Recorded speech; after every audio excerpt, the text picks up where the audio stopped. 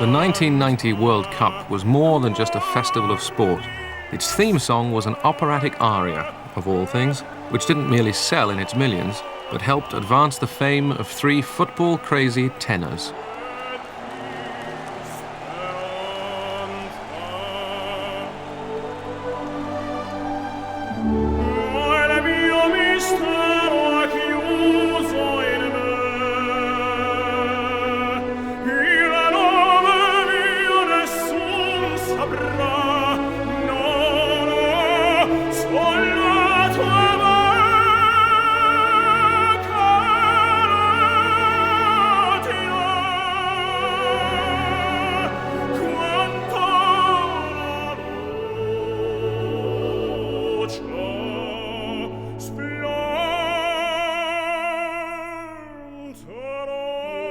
This music was written by the man who composed more famous arias than anyone else. One Fine Day, Visidate, O mio babbino caro, Che gelida manina, E lucevan le stelle, all these came from the pen of opera's most performed composer, Giacomo Puccini.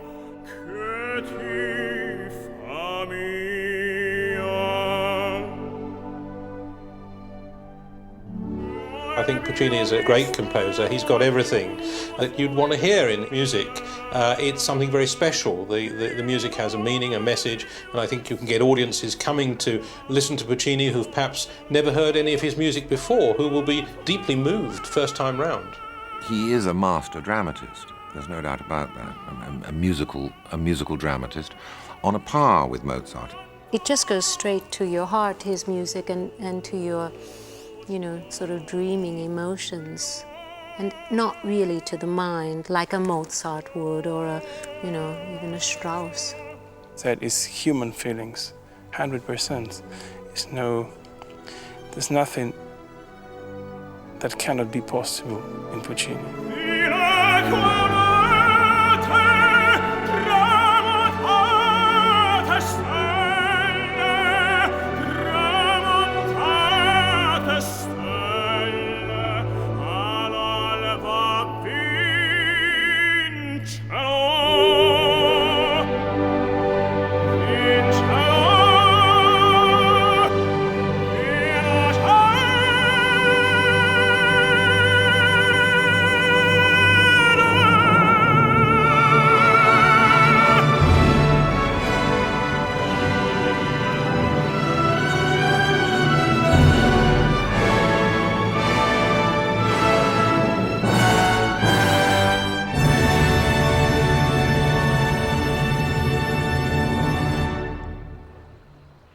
Puccini was born in 1858, near the lake which was to be his inspiration throughout his life, in the lee of the Tuscany hills and the town of Lucca, where his ancestors had lived for hundreds of years.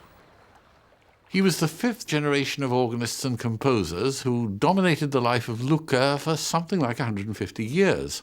And at his father's funeral, which happened when he was 5 years old, the composer Puccini, who pronounced the funeral oration, said something like, fortunately, we have here a son who will become organist of the cathedral and carry on the tradition and bring great honor in his family.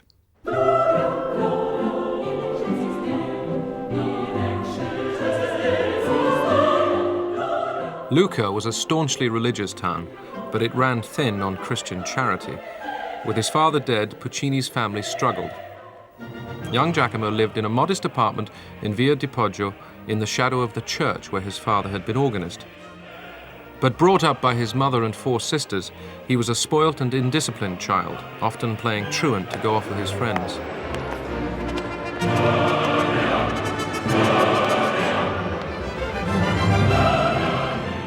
Nonetheless, he did start playing the organ at the San Paolino and San Martino churches, though it's claimed he stole some of the lead organ pipes to trade for cigarettes.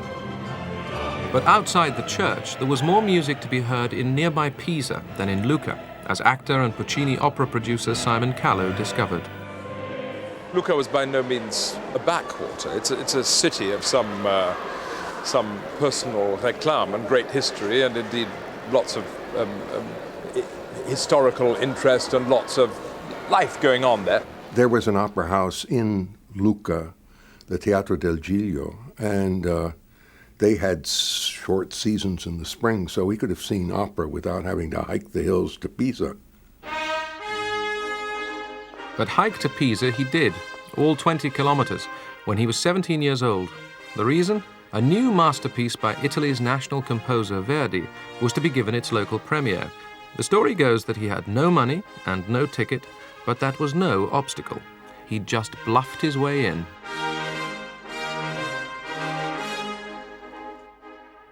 Puccini came to Pisa especially to see Aida. As far as we know, it's the first major opera production that he saw. This was a very respected and excellent opera house and is splendid both physically and acoustically. So he also may have heard it better than he'd ever heard an opera before. And one can only imagine the excitement of the recently composed opera with all its exotic effects, with its extraordinary atmospheric touches.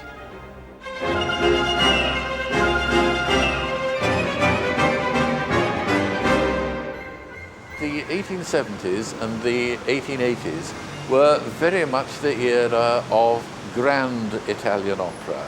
And when I say grand opera, I mean opera in 4 or 5 acts, usually with a central ballet. Now, during the whole of that period, Italy, I think, only produced 2 operas, which were really, you might say, exportable. One was Verdi's Aida, which is a masterpiece. The other is Ponchielli's La Gioconda.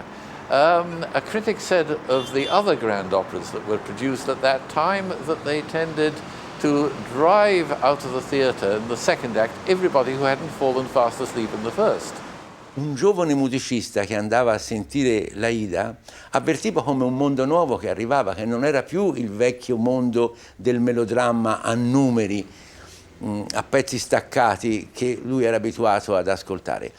E poi nell'Aida c'è questo gusto del grande opera e delle grandi scene d'insieme che in fondo hanno colpito Puccini. I guess the whole experience was not exactly a road to Damascus for him, but it certainly might have clinched in him the idea that the operatic theatre was his destiny. To look for opera, the best place in the world was Milan, home of the proudest of opera houses and steeped in the great tradition of Italian operatic composers. Puccini came here to study music, but it was Milan itself that inspired him. I'm sure Puccini must have been absolutely thrilled by the scale and the excitement of the city, which was amazingly self-confident. Having established itself as the capital of the United Italy was at its peak, really. And so he kind of had access to things that he never, ever dreamt of in Lucca. When he wasn't out on the town or with his friends, Puccini was studying at the Milan Conservatory, if study is the right word. Most subjects bored him to tears, and in one lesson he wrote, "Oh God, help. Goodbye, Professor, I'm going to sleep. I'm dying." But composition was taught by opera composer Ponchielli, so there was one subject he could get his teeth into. And at this, at least, he worked successfully, if not enthusiastically. His passing out piece was a widely praised work for full orchestra.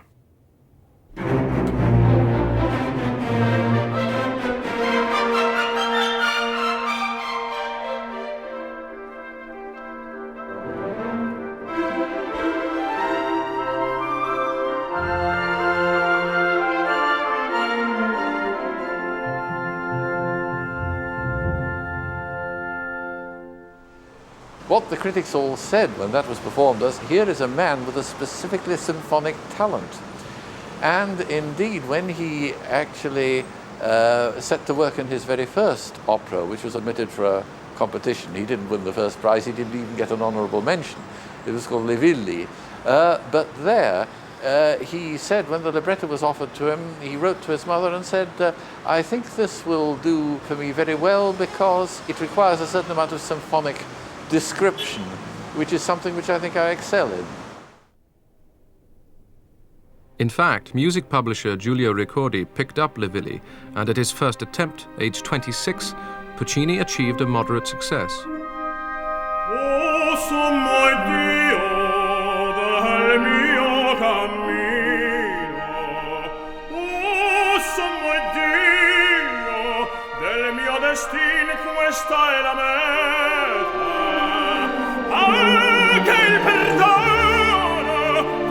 perdono la renda lieta, un solo istante.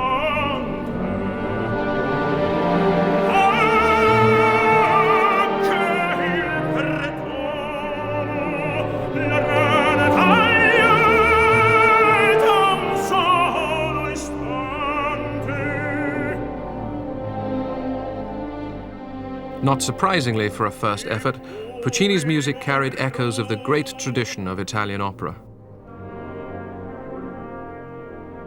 O sommo iddio has the influence of the bel canto, the beautiful line, the beautiful singing of the earlier 19th century composers, but there's no question about that.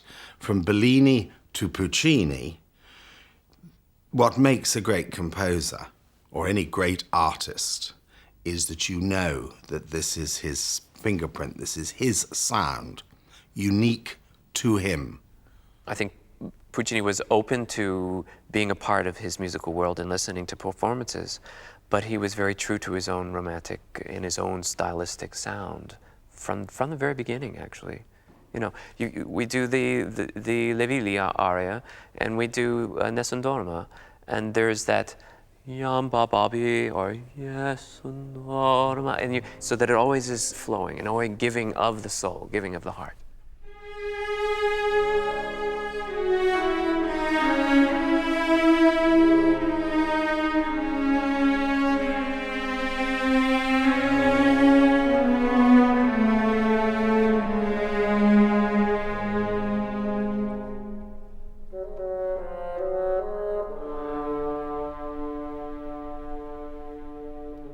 You can hear the Puccini that will come in Le Villi. It's a very, very intense opera, plenty of inspiration, and it's already a mature opera, because if you think that between Le Villi and Manon Lescaut, they're just one another opera, and then you have the real masterpiece of Manon Lescaut. Puccini's breakthrough came when he was 34, after his second opera flopped. But it happened in the face of opposition from the man who'd become his mentor, Giulio Ricordi. He thought that the story of Manon was too overused ever to be successful. It was Puccini himself who chose the subject. And when his publisher Ricordi said to him, well, what about Massenet's opera Manon, which, of course, had by that time become a world hit, Puccini replied, well, that doesn't matter. Massenet will have done it like a Frenchman with the powder and the minuets, and I shall write it like an Italian with desperate passion.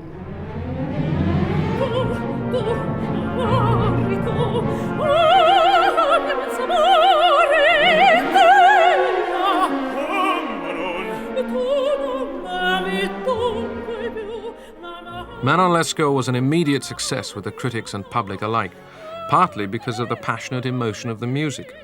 Its story features the woman Manon who let her young lover down by going to live with a rich older man, but then went back to her first love with disastrous results. Puccini follows the psychological twists and turns of their relationship, perhaps most of all when she wins him back again.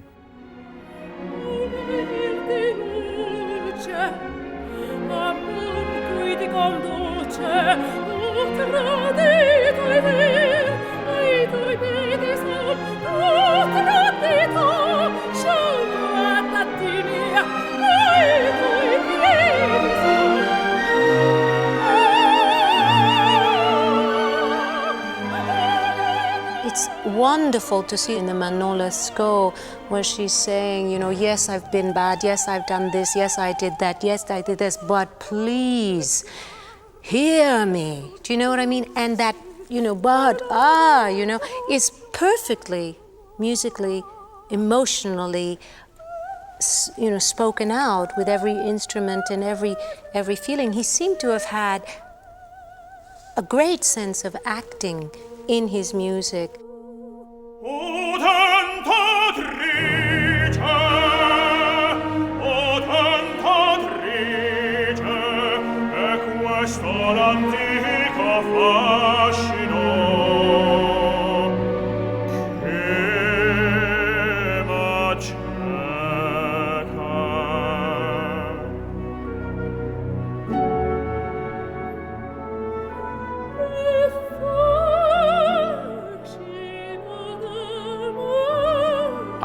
the Manon Lescaut duet to be highly emotional, highly dramatic, a wonderful combination of music drama in a real reality Italian emotional dramatic sense, and a master in terms of dealing with the dramatic flow of the story and bringing the orchestra, the melodic line, and also the orchestral colors, supporting that both atmosphere and that drama.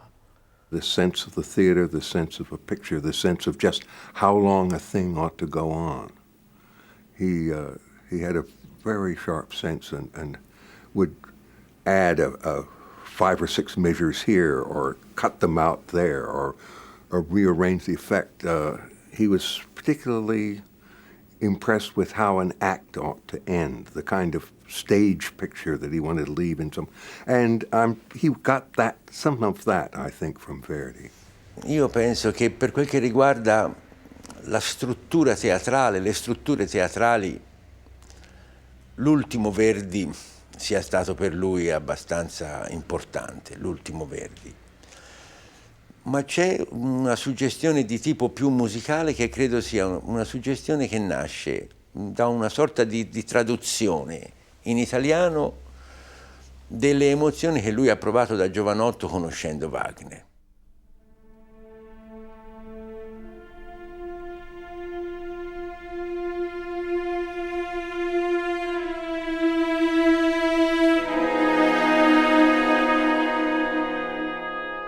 He's very much influenced by Wagner's harmonies, especially from Tristan and Isolde. At the beginning of Act 3 of Manon Lescaut, there's a most beautiful prelude, which really quotes a lot of the love music from the previous parts of the opera, particularly Act 2.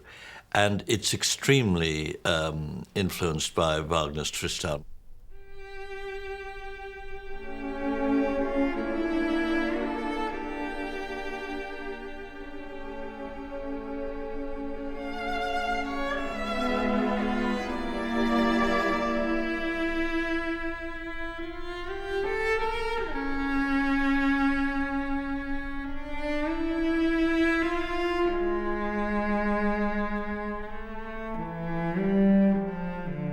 Puccini's orchestration also shows signs of his awareness of other foreign composers.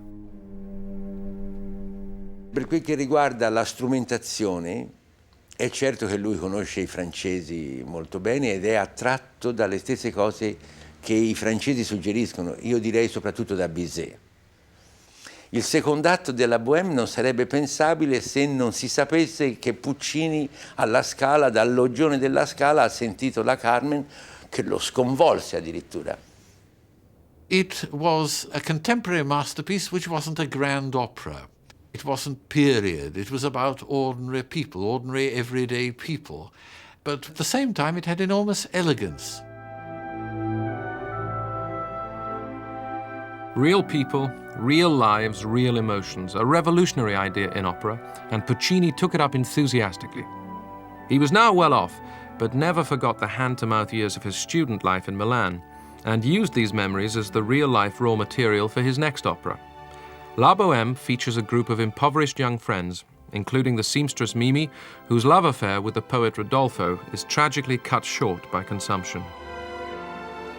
He put something, I dare say, of his youthful self into it, and of course created in Mimi a character who is the prototype of so many of his heroines. Not that she's masochistic or depressed, but she is a woman against whom the odds are stacked, and he finds an empathy with her, a kind of compassion.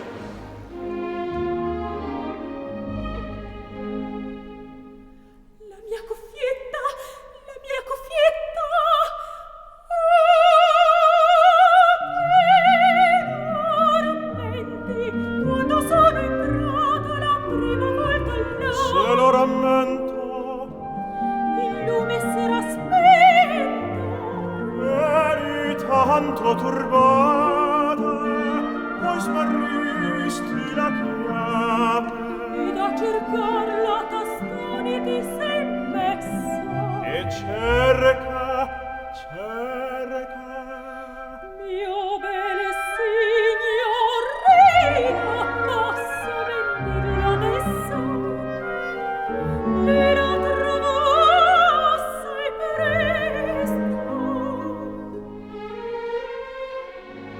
Puccini creates this sense of pathos just by repeating not just the tunes, but the words and echoes. And these accumulate and create a very intense, poignant sense in this act. When he took her hand in the first act, Che gelida manina, and when she quotes that in the last act, I mean, you feel it inside.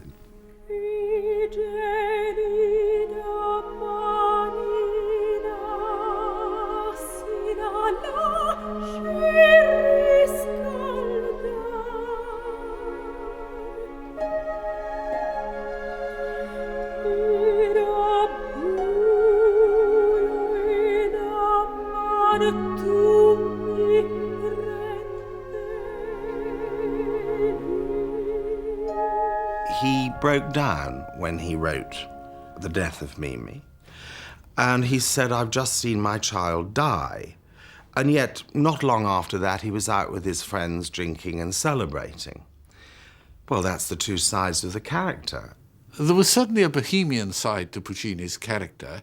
A great number of his friends were artists of a rather bohemian sort, and they founded a bohemian club, which had all sorts of comic rules to it. So I think that one of the great strengths of La Boheme is that it did arise from the bohemian streak in Puccini's character. He also flouted convention in matters of the heart. He fell in love with one Elvira Gemignani, the wife of a merchant friend in Lucca, and they began a passionate and scandalous affair.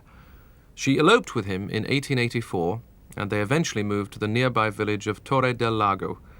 By then she had produced 2 children, one of them possibly Puccini's. They were able to tie the knot in 1907 once her husband died, and hence a dangerous liaison turned into a tempestuous marriage, fueled by Puccini's serial infidelities and Elvira's deep resentment. C'aveva tante donne, ma lo corteggiavano anche, ma li garbavano le donne, sempre garbate. Faceva tante berrichinate. Tante berrichinate? Sì. Trovò perché lui andava a giocare a carte, no, quello lì erano qualche scappatella che lui faceva. E prese questo bimbetto, dice, te suona pianoforte così Elvira sente che io sono al lavoro. Fai via tintum plom. Ma questo bimbetto ne aveva dato soldi. Dice, oh, che musica suona stasera mio marito. La sorellina si insospettì, in camicia da notte, venne giù dalle scale. Questo bimbetto, quando la vide, e si spaventò, prese dalla finestra, scappò e via, perché...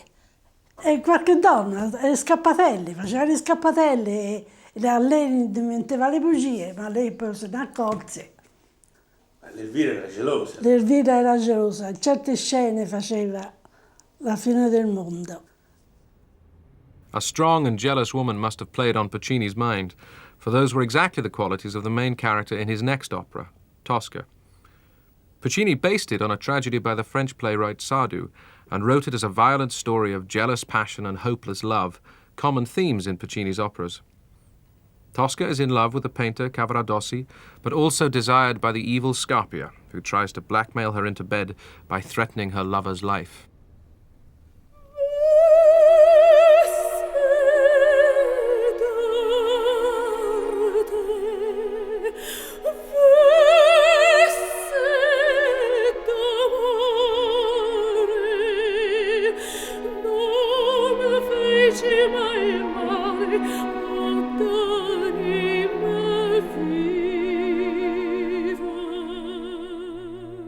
It's just a wonderful character to sink your teeth into because there's everything there, all the emotions, you know, of hate, love. You know, she's in a moment of tremendous despair, asking God, what has she done to deserve this behavior? She's always, what has she done, you know? Why?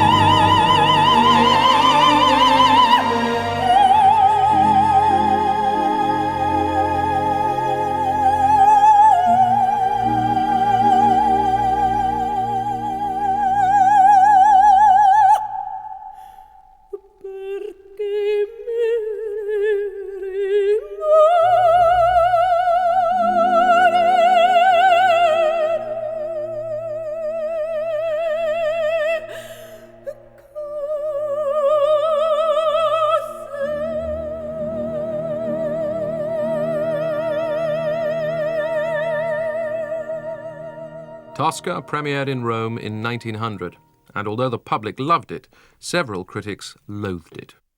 When Mahler first heard Tosca, he said, nowadays any fool who can orchestrate can have a success with an opera.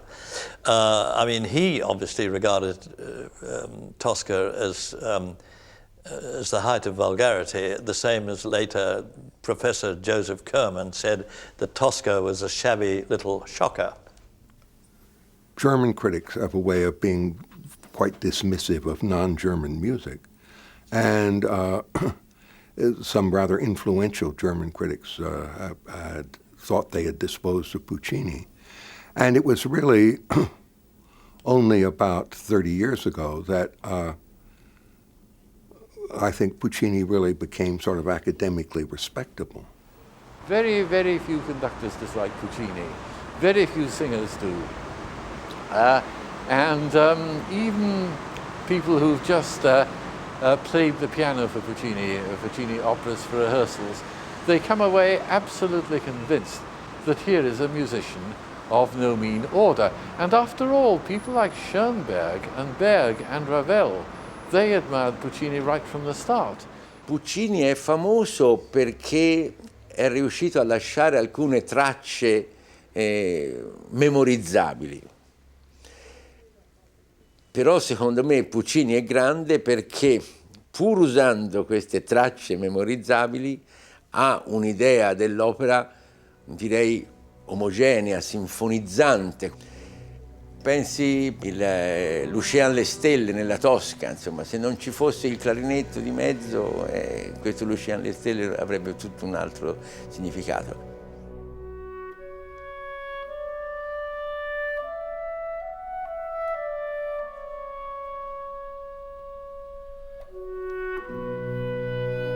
Cioè dire, c'è sempre un'attenzione suggerita dal timbro, dalle caratteristiche dello strumento, che poi si riversa sulla voce del cantante. Non è mai il cantante che presta una voce allo strumento, è lo strumento che suggerisce al cantante una linea melodica.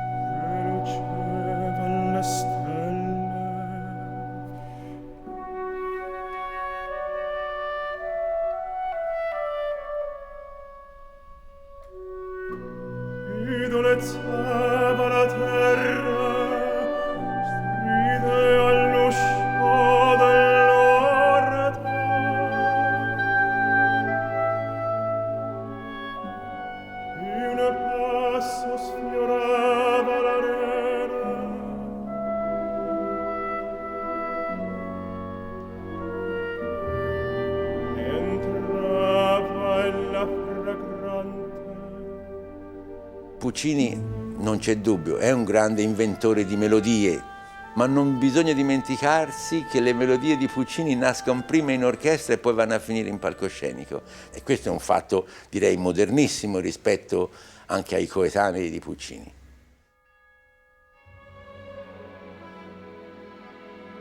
Another of Puccini's qualities, and one of the reasons his operas took years to compose, was an obsession with dramatic accuracy, being true to the inner lives of his characters, but also simply getting his details right.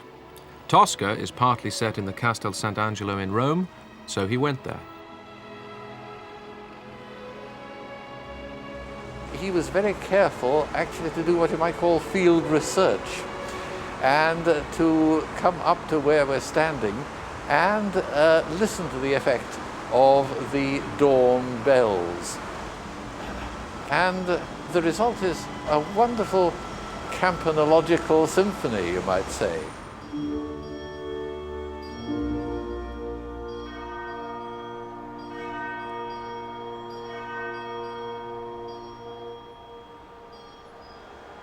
Sardou had the very bright idea that Tosca should be able to leap straight from the battlements of the Castel Sant'Angelo, where we are now, straight into the Tiber. Well, of course, that would be impossible because there's a main road between the Tiber and the Castello, though not as noisy then as it is today. And also, of course, Sardou wanted, I think, the vision of the Tiber in the backcloth, and that would have been pretty well impossible.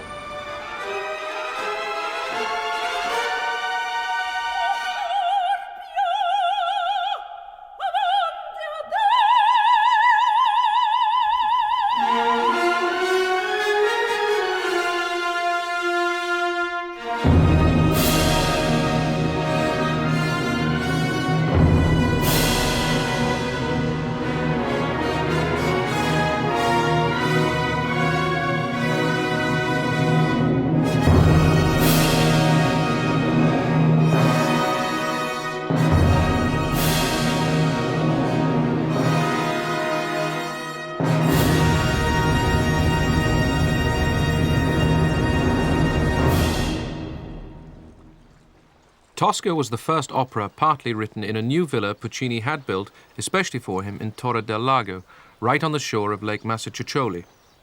Today his granddaughter keeps it as a museum, with some rooms just the way they were when he lived here. Do come in. This is the room where my grandfather spent a great part of his time. It was a living room and a studio, workroom. When he first came to Torre del Lago, the house was a tower, and when my father bought the house, around the house there was only water. Anyhow, you can see from that picture, you see how was the house when he lived here. Yeah. He could get from the gate into the water, and in the little hut, it was for the boats. Puccini's real love was the lake, and in particular the sport of duck shooting, which he pursued with more energy than his composing. As this unique footage of him shows, he made his friends among the hunters who lived in the villages around the lake, and they would go off together to womanize, to party, to drink, and to shoot. Ma lui veniva spesso a caccia qui per i beccaccini, era un passionista per tirare beccaccini. E quando veniva sulla nostra palude, che era molto meglio della sua di là, Torre del Lago, il problema era che si trovava la gang dei pescatori e dei cacciatori, era baldoria, ecco. Si trovavano tutti insieme, fiaschi di vino, luci bruciati, pesce, facevano la mangiata lì, si incordavano tutti come violoni e stavano bene. E tanto con Puccini, se andavi a caccia, c'avevi sempre da bisticciarci perché voleva sempre ragione. Ecco, lui aveva diritto di precedenza e se lo sbagliavi della ammazzavi dietro, era un canale, preferiva che tu gli tirassi. Ecco, sbagliato lui, non doveva sbagliare quell'altro che era dietro. Almeno lui te raccontava. Una volta a casa qualche uccello ve lo dava? No, perché lui era di molto, come si dice, tirchio, avaro, ha capito? Non era tanto spendioso. But the lake was a source of inspiration as well as recreation. Poi quando andava anche a caccia o con la barca così, lui c'aveva sempre il lapis e la carta musica vicina. E mentre viaggiava con la barca si spostava da una parte all'altra, se ne veniva qualcosa e scriveva musica. The lake is often thought to have inspired some of the music of Puccini's next opera, Madama Butterfly. One night at the villa there, hearing the boatmen out, you know, kind of calling to one another. And it reminded me very much of what you hear in the prelude to the last scene of Butterfly, which is sort of dawn over the water. There's something so local about the sort of impression, and yet Puccini knew how to universalize it.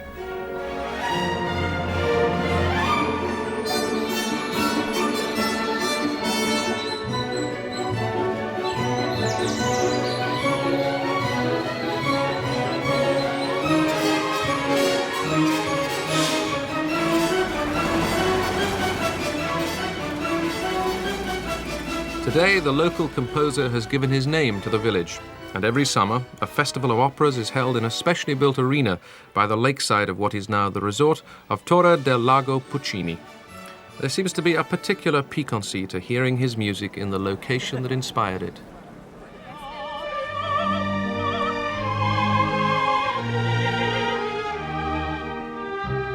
Most resonant of all, perhaps, is Madama Butterfly. Though it's an exotic story of ill-fated love between a visiting American sailor and a local Japanese girl, it manages to be local, Japanese, and universal all at once.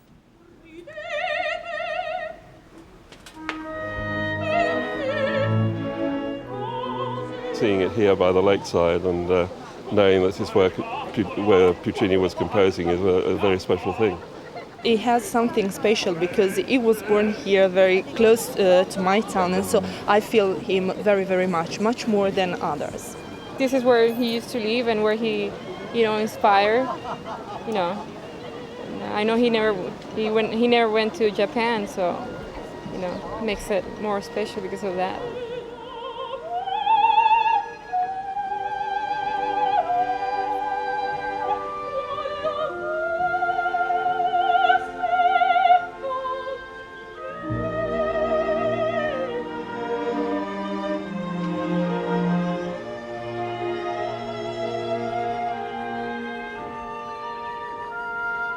The source of the opera's resonance with the lake may lie partly in the impressionist sensations that both evoke. A number of painters were drawn to the lake by its palette of impressionist colors at dawn and dusk, and Puccini looked in turn to the equivalent in music, the atmospheric impressionism of the composer Debussy.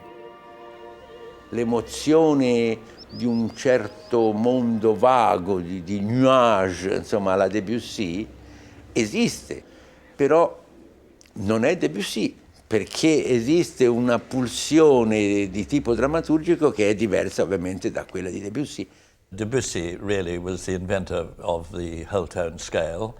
And in Pelléas and Mélisande, for instance, he uses it a great deal, and it's extremely similar, certain passages, to the parts of Madame Butterfly.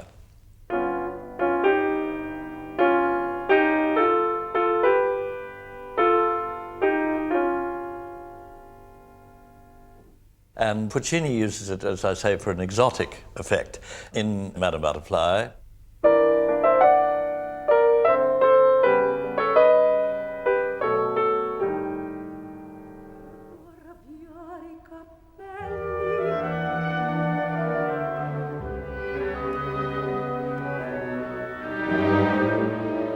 At home, Puccini made himself unpopular with Elvira by inviting a beautiful Japanese soprano to study the role with him for 6 months in the villa. It's evident that they were examining more than just the score together. La sopportò tanto tempo in casa, la sorella Elvira, perché prendesse bene il lavoro che doveva fare. E allora lei era gelosa, ma di fronte all'interesse stava zitta, chiudeva un occhio e poi anche tutto il resto. E sicché il giorno noi bimbetti si stava a guardare come camminava, come vestito col kimono, sì. Era sempre con Giacomo. If life was pleasant with the soprano, it was going downhill in other ways. Well, the main trouble was, of course, Elvira, who was really intensely suspicious the whole time, not, I would say, without reason, and their relationship became very stormy and tempestuous, and it culminated in a scandal in which she was actually threatened with imprisonment. She behaved really a bit like a madwoman. The so-called Doria scandal began after Puccini crashed his car in 1904 and broke his leg. The hospital discovered that he had diabetes, so he was laid up for a long period. A local girl called Doria Manfredi was hired to help look after him, but Elvira eventually imagined illicit goings-on between them and publicly denounced Doria. Just for once, Elvira was wrong. Siccome era donna di servizio da Puccini, e l'Elvira si diventò gelosa, e sicché mortificala ora, mortificala dopo, questa qui si avvelenò, ha capito? 8 giorni di agonia. E la mia mamma andò a trovarla, Doria, perché l'hai fatto? E lei disse, mi sono pentita, ma ormai c'è niente da fare. E dopo morta l'hanno trovata che era ancora vergine. Elvira moved away to Milan, but although he was shocked and disgusted, Puccini stood by her, paying off the Manfredi family after they'd had her sentenced to prison. Meantime, he looked for a subject for his next opera and returned to the author of the play on which Madame Butterfly was based. Puccini went to see his new hit, which was, of course, in a language he didn't understand. But in David Belasco's case, this hardly mattered at all. Belasco was the supreme theatrical maestro of his day.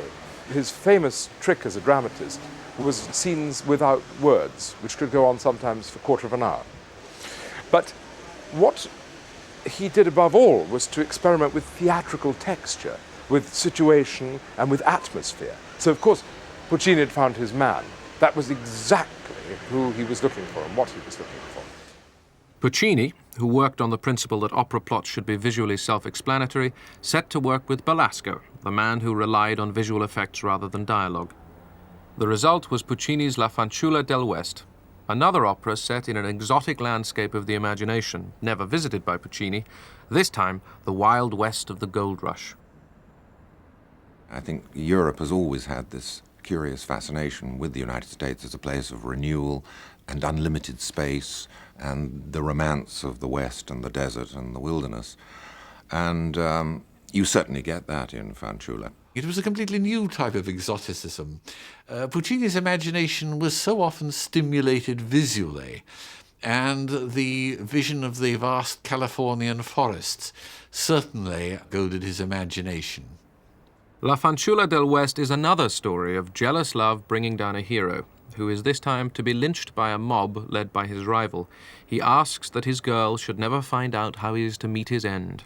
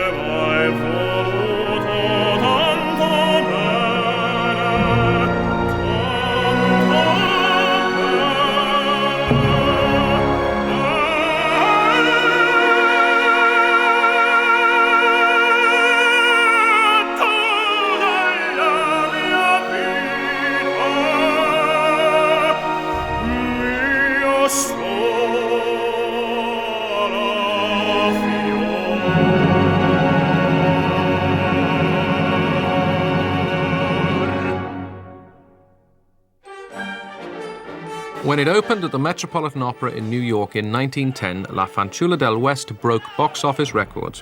Not only was it the hottest ticket in town, but Puccini was voted the most famous man in the world in a local poll. He came, he saw, he posed for photographs. But it was New York, in fact, that conquered him, for he was like a child in an enormous toy shop. He bought a motorboat and had it towed up Fifth Avenue, and then purchased one of the 8 Lancia cars he was to own. He was dazzled by the speed, modernity, and frenetic energy of the huge city. Thomas Edison, who was a great fan of Puccini's, gave him a gramophone. New technology fascinated him. Back at home, he bought an early radio set, a motorcycle, which his son had to drive, and more cars and boats. Yes, we can say that he was really a man of the 20th century because he liked the new discoveries. He had a telephone as soon as they could have it in Torre del Lago. He had many boats, motorboats, cameras, and the new guns. He was always up to date, I would say.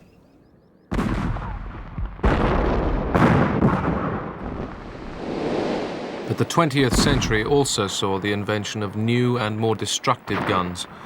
When the First World War broke out, Puccini was forced for once to acknowledge the existence of social and political events. But as ever, what he saw was not a dispute between nations, but the human tragedies of dying soldiers. Puccini was immensely depressed by the whole thing, and his letters are full of this depression, saying, you know, what on earth is the point of this? It just means that thousands of people are going to be slaughtered, all absolutely to no purpose. And this was very much in contrast to a feeling which was going through Europe to a great extent, that war was going to be a great purifying force. And I think it's to Puccini's credit that he didn't think that. Though isolated from the effects of the war at home at Torre del Lago, his worsening health and depression were added to when even the lake ceased to be a sanctuary for him.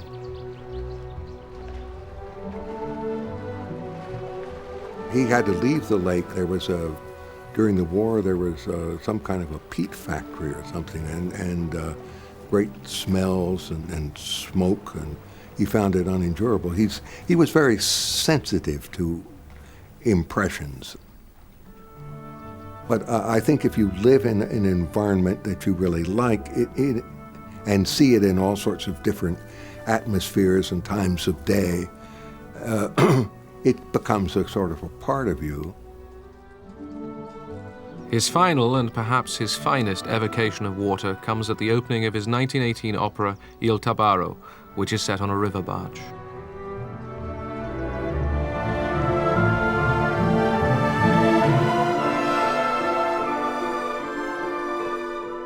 In the opening of Tabarro, he's layered the orchestra, and it flows,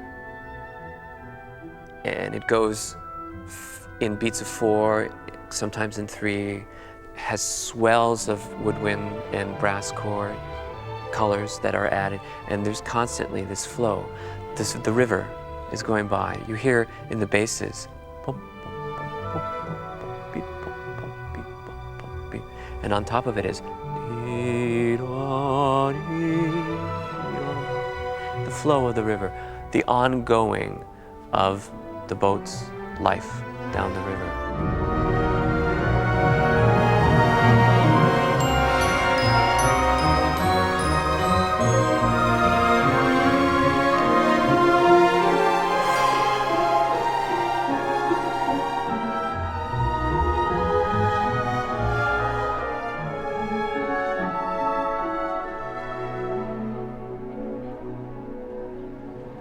In 1921, Puccini moved his family to Viareggio, a smart coastal resort only 5 miles from Torre del Lago. He enjoyed its cinema and cafes and had a new villa built for him, but he found it hard to settle down to work on his next project, an opera about the fabled Chinese princess Turandot.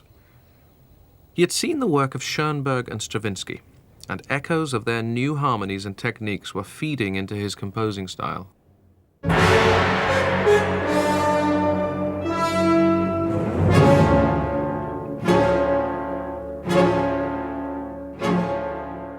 Lei pensi Turandot, popolo di Pechino, pram, pram. Quelli sono accordi che scappano fuori pari pari dal sacro di Stravinsky. Popolo di Pechino. È un tipo di armonia non analizzabile, non giustificabile con le regole tradizionali dell'armonia, che nasce dalla conoscenza di quello Stravinsky addirittura. La grandezza di Puccini è questo, che si sente benissimo da dove lui prende queste sollecitazioni, che però diventano di Puccini.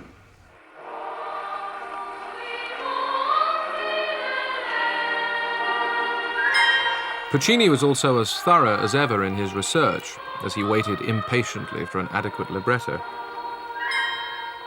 He listened to Chinese recordings on his present from Edison and called up people he knew for help and advice. He had a great friend who had lived in Peking, and he had collected mechanical boxes. For some time, Puccini had been a great traveler, and for some time he'd always wanted to go to the Far East. That he didn't do. But he did actually use melodies that were taken from these extraordinary music boxes. And one of them that becomes identified with the Princess Turandot It begins with ding, ding, ding, ding, ding.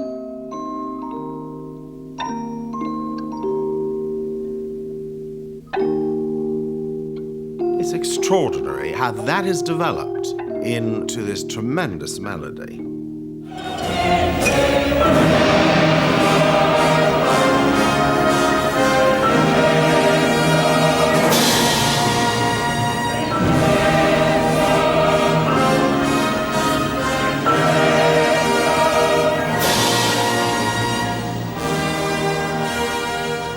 But Puccini was never to complete his opera.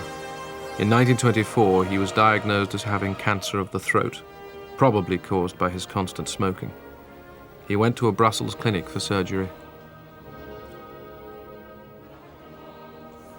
The treatment consisted in the application of a collar of radium at his neck. It was a very heavy treatment. My grandfather suffered very much. He couldn't speak, so he had to write messages. And it was very sad. I think at that moment he thought he was going to die. So his last words were for his wife, for my grandmother. He wrote, Elvira, povera donna, è finita.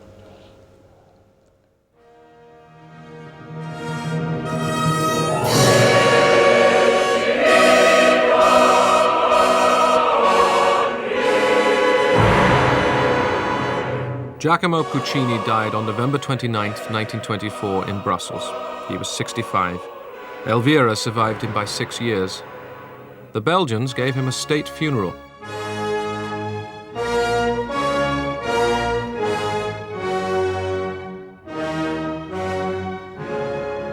His body was eventually returned to Torre del Lago, where it remains to this day in a private chapel in the Villa Puccini.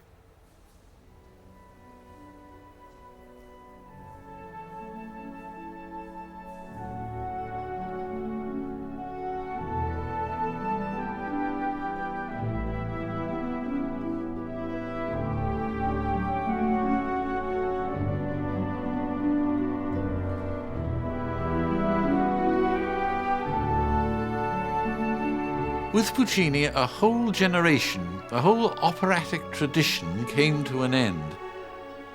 The reason being that his contemporaries just didn't have his power of self-renewal. They couldn't build on a late romantic idiom and bring it into the modern age and at the same time keep contact with their audience.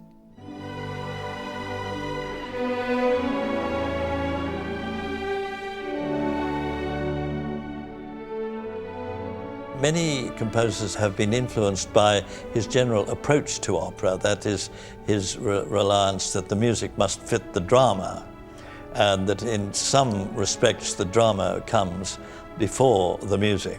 In other words, what they now call music theatre might be said to have sprung from Puccini's operatic style.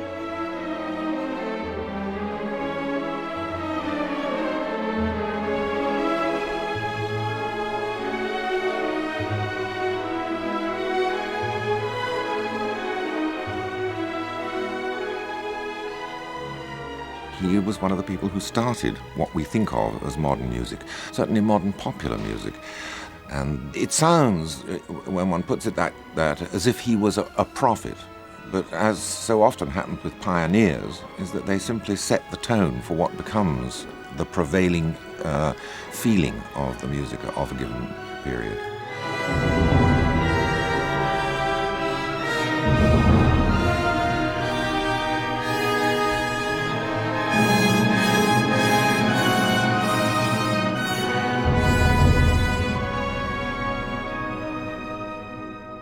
Over the last 100 years, I suspect that more people have seen Puccini operas than any other single composer. I think, Puccini is really there at the top, at the very pinnacle, the very, very best, the one who really knows how to appeal right to the heart.